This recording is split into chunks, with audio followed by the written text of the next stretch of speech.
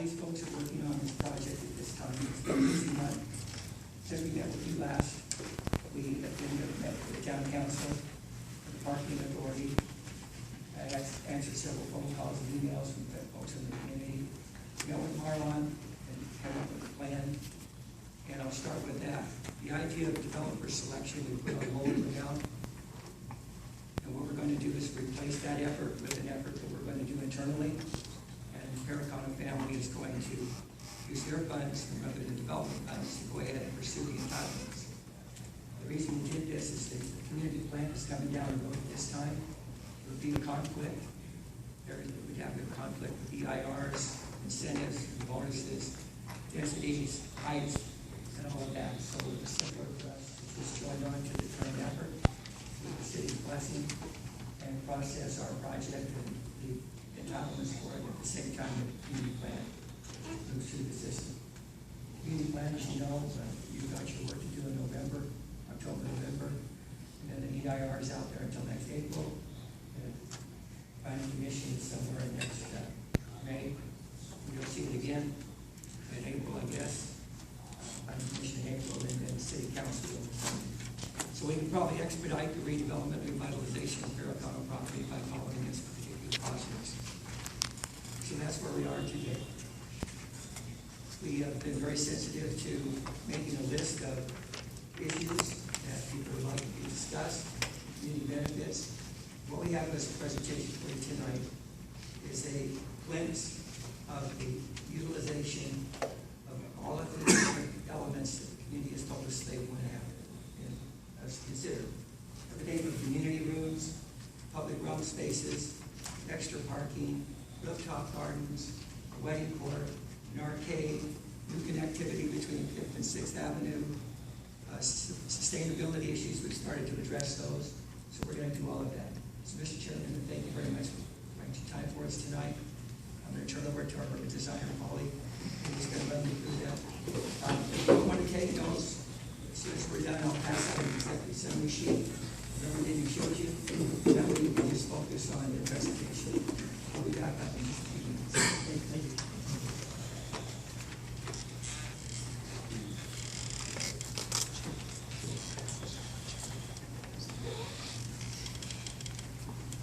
While they're sitting up, by the way, more people showed up after I made the announcement. We have a sign-in sheet in the back here, so you want to sign in, please.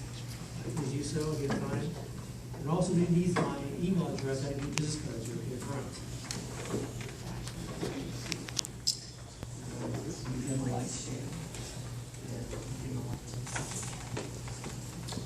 Okay, 6 minutes. I'm going to try and keep this as quick as I can. I hope everyone can hear me. Before we get into some options on the site, I just wanted to set the context so everyone understood the properties that we were looking at. What you see here is somewhat of an aerial raised view of the 5th Avenue elevation between University and Robinson, with the buildings in white, which are our current neighboring buildings on the block, and the buildings in orange, including the Pernicano's site, which wraps along 6th Avenue, the site at the Pernicano site at the front, and the adjoining 5,000 square feet, which is incorporated into the project. So we understand that the block can currently allow for a 65-foot height development, which allows us to do two things on the property. It allows us to continue the activation of retail along the streetscape of both 5th Avenue and 6th Avenue, and allows us to develop up to 5 levels of a secondary or third use above that streetscape activation. So breaking that into two of the uses that we've heard from the community and two of the uses that make this project pencil from a development standpoint, we're studying the use of hotel, which we've got currently in this option at the 5th Avenue frontage with an internal courtyard, and residential units which front 6th Avenue there. So within 65 feet, we have retail activation at street level. We have hotel rooms, approximately 60 hotel rooms which we can front onto 5th Avenue, and we have approximately 70 residential units which we can front onto 6th Avenue. We wanted to introduce, this is one of the unique blocks in San Diego that is longer than the traditional block, but is also not hindered by a central utility corridor. So it gives us the opportunity to create a pedestrian link between 5th Avenue and 6th Avenue mid-block, which is a real rare opportunity in the city. So one thing that we did in this next option was we reoriented our hotel to give equal frontage to both 5th Avenue and 6th Avenue. So we're creating activation from a hotel standpoint along both of those important streets. Providing this promenade, we're calling it, or the pedestrian link, we've allowed, or we've incorporated, as you can see in the bottom right-hand corner, about 4,000 square feet of additional public realm at street level. The reason that we've stopped that at a 4,000 or capped that at a 4,000 square foot level is proportion of space. We want to have a proportion of this pedestrian link which can be activated, intimate, and a well-used space. That also allows us to increase our retail frontage on both sides of that pedestrian promenade. So not only are we creating a pedestrian link, we're providing additional retail space and continuing the public realm activation mid-block, which we can't currently do. In doing that, we also wanted to consider making this public promenade a well-lit, pleasant space to be. So rather than creating a canyon-like effect of putting 65-foot high walls on either side of the promenade, we've put our 65-foot height to the north so that we can allow for natural southern sun penetration deep into our street-level pedestrian space. So to do that, we're looking at an idea of relocating the mass so that we can create a pleasant street-level plaza or promenade onto our 6th Avenue frontage as an option there. As I said, I don't know if I said earlier, but one of our roles was to try and incorporate multiple benefits for the public into this development. So every one of these options that I present to you gets more and more public space. On the bottom right-hand corner, you'll see that we increase that square foot amount.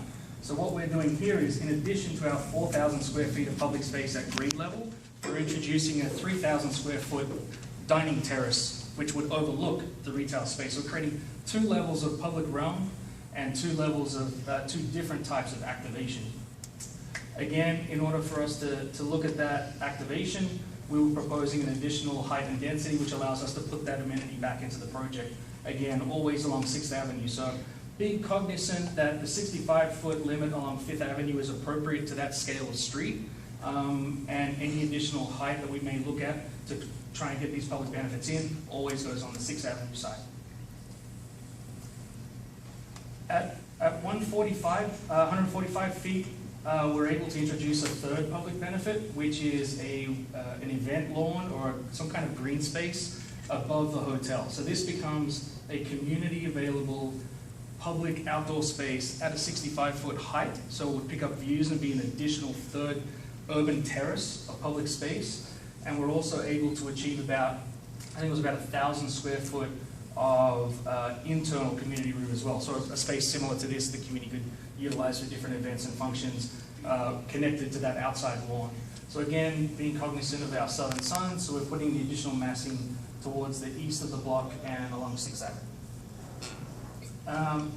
At 175 foot, we're able to expand, I know the clock is ticking, expand our community space at level 7 from 1,000 square foot public space to about a 7,000 square foot public space. So that's the kind of space that can be used for functions, weddings, any kind of community event as well. And we're also introducing a third level of public terrace along 6th Avenue. So we're continuing to provide a series of different urban terraces and different experiences that the public can get to at any point throughout the project and have a series of different outdoor experiences. So this option here provides approximately 17,000 square feet of public realm in a series of different terraces and interior spaces throughout the project. And a final option at 200 feet allows us to put a public space on the top of what would be considered a tower element, so that at a 200-foot level, the public can also get up to the very top and enjoy 360-degree views of the city of San Diego. Thank you. Stephen, you have this hand down.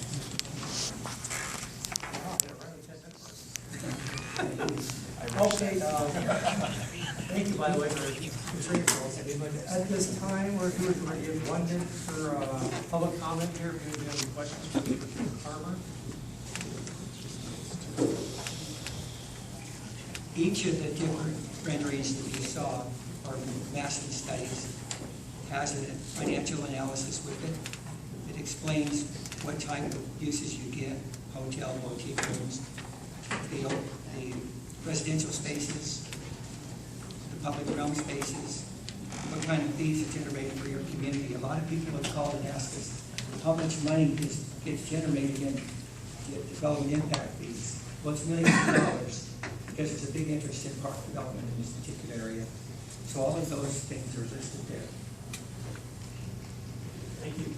All righty, ready for public comment on the right-hand side? Hello? Sure.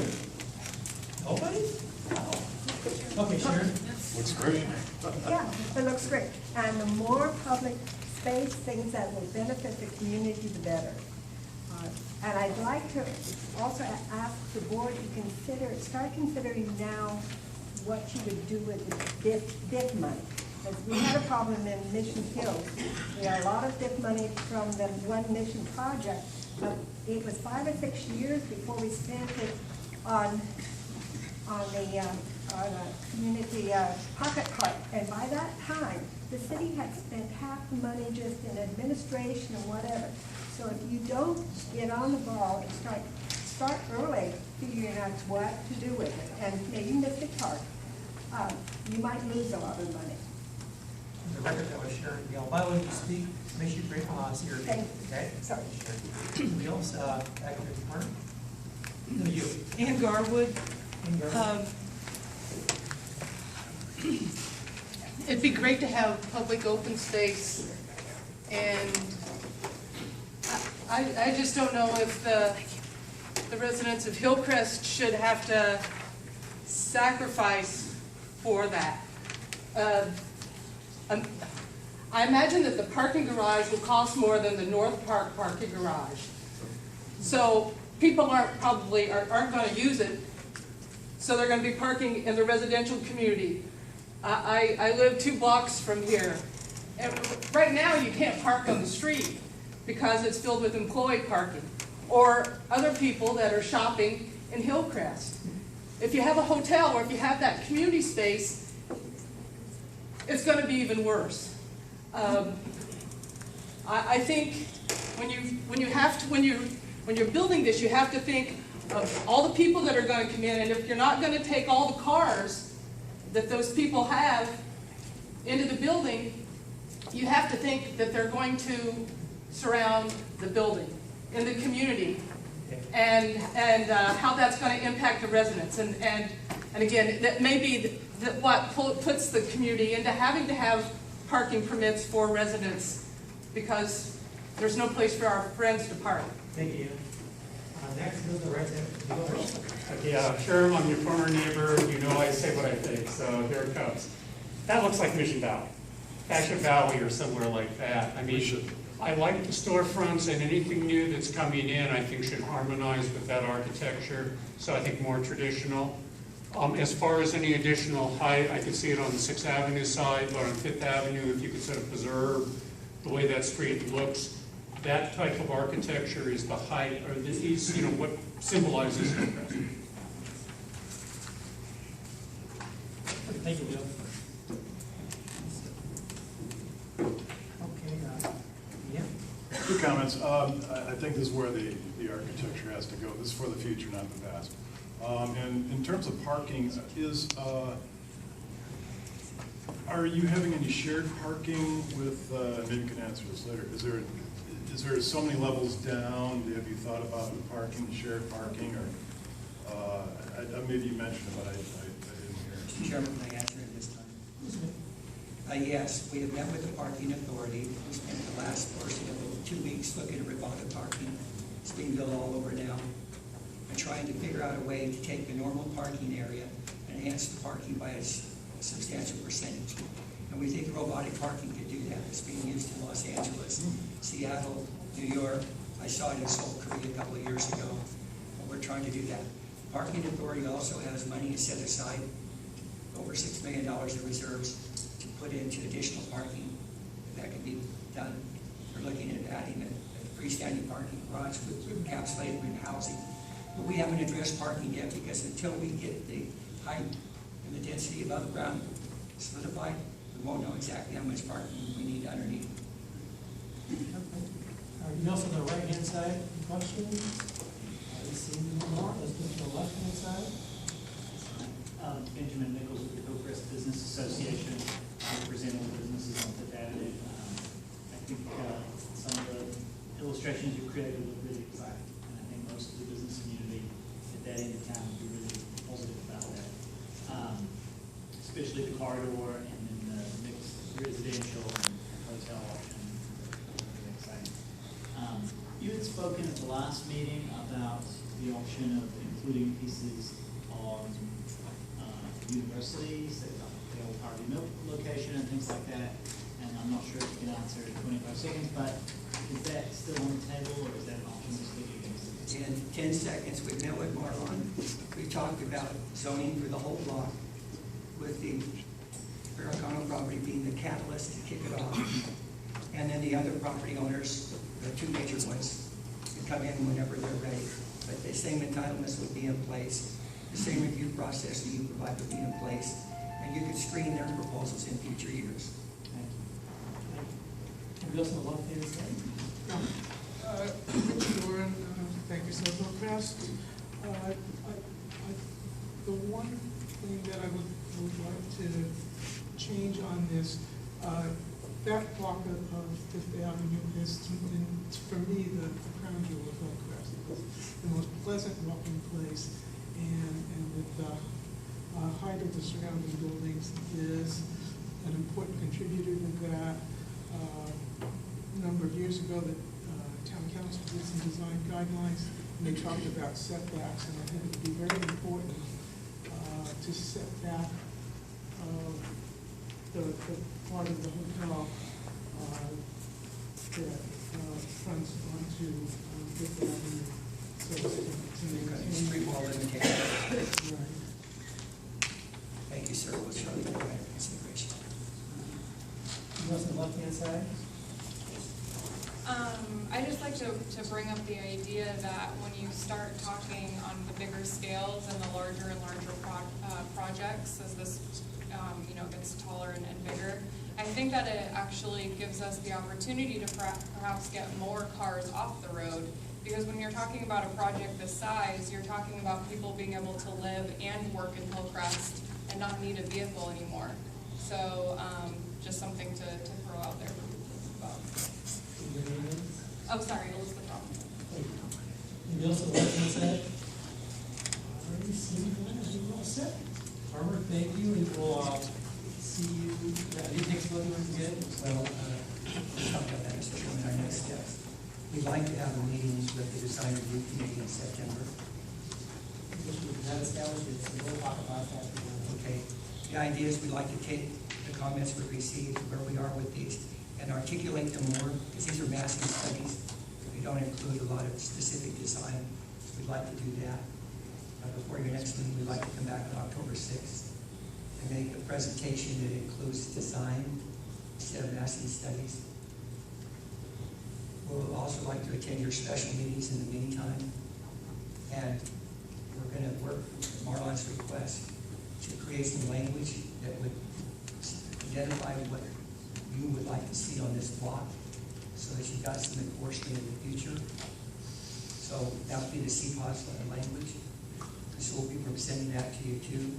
So there's some understanding of density and height and public benefit and parking and access and sustainability and the integration of Fifth Avenue, issues such as the street wall, as we talked about before. We'd like to propose all of that to you. I'd like to point to our board here, so the good board, starting from the left here, any comments? Yep.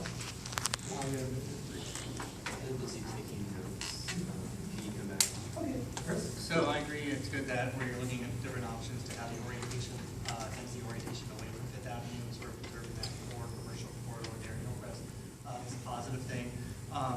Your starting base though, when you were looking at the massing, you just assumed at 65 feet that you were going to sort of cover growth in that entire buildable area. Is there a 5.0 FAR on this site? I'm not sure if the zoning goes that high. You basically were completely massing out every buildable square inch you had there and then shifting the blocks like a Tetris game to 6th Avenue. Correct. By shifting the massing in different places, we could create different terraces of activation. But back to the bit, so Yes, you. that was the. It would allow for a 5.0 FAR? Right. Okay. But it's at a 200-foot block depth, there's a lot of that chunk in the middle of it becomes. Sure. Oh, right. I also agree with Leo's comments about making sure that whatever's in our upcoming urban design element, that you incorporate a lot of those elements and we try and make sure it's in character with the neighborhood. Do we know, just for a sense of scale, the height of the AT&T building on 6th Avenue? I do not, but we can come back with that. I'm kind of curious if that caps out at 125 feet or 200 feet. I think when we get to some of these really. I believe it's between 125 and 145. Okay, I think this is a sense of scale for what this might look like next to that. And then are you looking to narrow these 6 scenarios down to 2 or 3 alternatives, or where are you going from here? We want direction from you. We want to be able to do this consistently. So we'll come back to you after we get to some other meeting this month, the 24th meeting, the 6th meeting, with a final recommendation.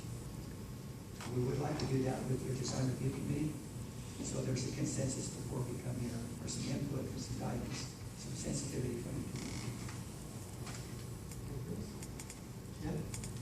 I'm positive with the outcome that I'm concerned about the parking. So until we get everything together, I'm all for that. Let me ask the question, Mr. Chairman. Jake? Yeah, Can we finish that up in the next 2 weeks? Yeah, we've been working with, we were on the phone, as a matter of fact, today with Unitronics, who's building the fully automated garage for the city of West Hollywood. We were talking about the dimensions of the site, how many cars you can park, and I believe currently today that, per the community's request, we'll actually be able to over-park the site, so there'll be a lot more parking than would be required by code. So, I think we'll be in a good place, but, you know, they gotta do some calculations, get back to us, figure out how it works and how it's gonna be laid out and that kind of stuff. So I can't give any parking counts now, but I'm confident to say we can over-park the site.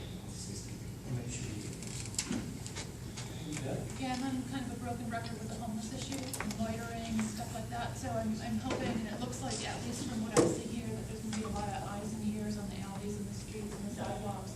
And, you know, just hoping, because I think that, you know, people loitering and sleeping in the alleys and in storefronts and in doorways overnight can kind of, you know, really put the kibosh on, you know, a lot of these great plans. So I'm hoping, and it looks like you're in this direction, but I'm hoping that when you're doing these designs, that you keep you know, an ear out and out of the ground that, you know, we do have a significant problem. It seems to be getting worse, Adriana. And I'm hoping that with some proper development planning that we can kind of design areas that are going to be a lot less welcoming and easier to enforce vacancy laws. Totally public open in the daytime, employees the same plan. You have to sleep. They can be open in the daytime. Okay. And sometime late at night, 10 o'clock or so, they can be shut down. We don't. Okay, and do you know if you plan on having like, or this might be up to the tenant, like 24-hour security to just? Yes, ma'am. Well, that goes with the hotel. Okay, thank you. My concern would be the increased traffic generated. And are you looking at mostly the 145-foot level? That would be a good moderate range. And also, I'd like to know what the deviation you'd be asking for. As an estimate of what you may have to require to get that height. Well, it says, Marlon, correct me if I'm wrong, since we're going through the community plan update now, the zones are being created at that height for your community. And some of them are proposed right now on 6th Avenue and 5th Avenue and that type. So the zoning code is primarily there. And it would be our anticipation that there wouldn't be any deviations. That take everything the community wants to see and put it in there now. That's the benefit of updating this code more once every 30 years. Yeah, because there'd be a lot of concern with the mobility within Hillcrest, which is pretty big.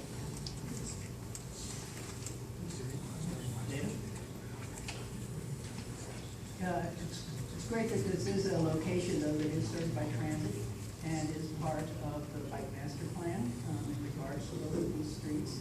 And while traffic is terrible, and we have to do things to energize our community and put emphasis on the growth that is available to us and the resources that will bring to our community. So I hope that you continue to bring good ideas and that we work through the community about whether it's too tall, too big, too small, too this, and try to get it into something that serves the community and provides us benefits. I agree, and I guess I'm very pleased that you actually have an analysis that you've given us that shows the trade-offs. I think that's a real step in the right direction. We can see exactly what we're talking about, and please continue with that. A question, again, about parking. At your 145-foot model, looks like maybe 400 parking spaces. Do you anticipate using the entire footprint to go down? You do. 50 feet down probably? It's a good question, Thomas, because when I was speaking with the automated parking company today, they're actually going to look at a model where they might only use 2/3 of the side, a perfect rectangle, instead of the L shape for their system, and still be able to get plenty of parking in it.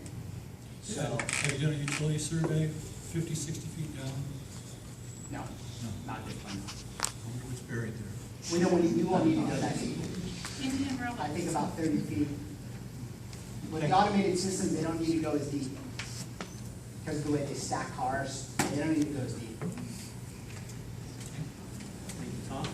Yes, I do have some comments. I think there are many creative things in the plan, and I like the idea of public open space and a Paseo to walk through.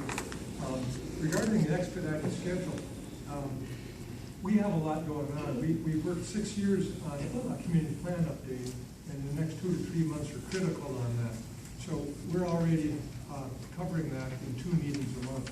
My opinion is it'd be awful hard to fit in a design review meeting in September.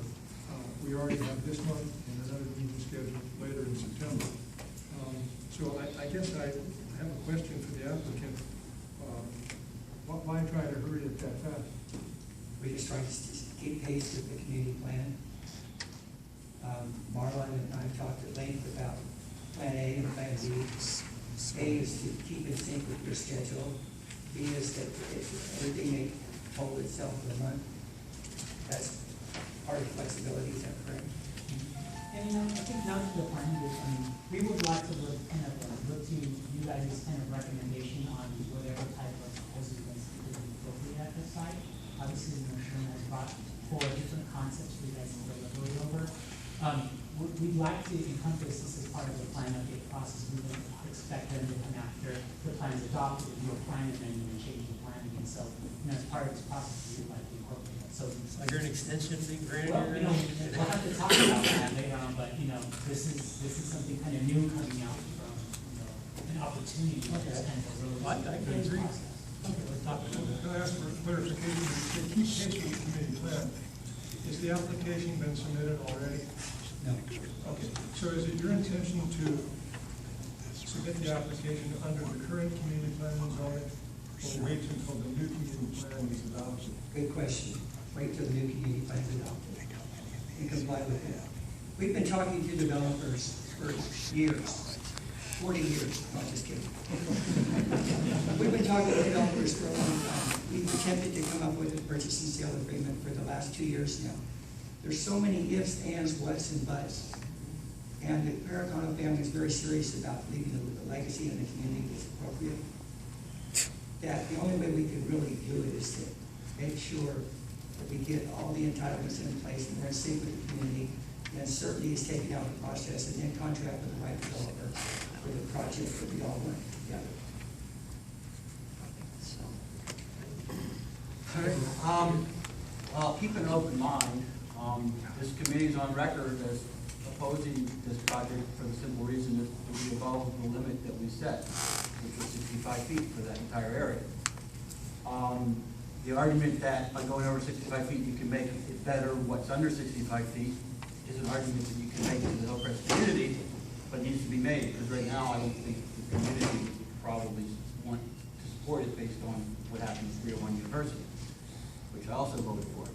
So while I love what you've done, personally, I don't believe for a second that it would fly right now with the community unless you really show that the part that goes above 65 feet is so beautiful and makes up so much for what you're doing in terms of bulk and scale, that it's something that they would consider. We'd have to reopen the compromise, we'd have to reopen the discussion, and we'd have to give both sides. Because quite frankly, the reason that we kept 65 on that side of town was because the roads can't handle it, as we just saw with the bike route. The bike route didn't go through. Why? Because the roads can't handle it. And now we're gonna add more. It's a contradiction, and it's one that, since I made the motion a while back, I would have a hard time supporting this project, even though I might like it. So you'd have to really sell it to the community. Thank you, Craig. Bob? I think pretty much everything has been said. I need to know more about why these particular height limits were chosen, other than the economies. I mean, 145, 175, 200, why not 250? What put these all in? Why did you choose those particular brackets? Just because it gave you more money, more economic benefit, or because it gives more public space, or a combination thereof? It's public realm revenue. Public realm. That was it. That's my comment. Jen?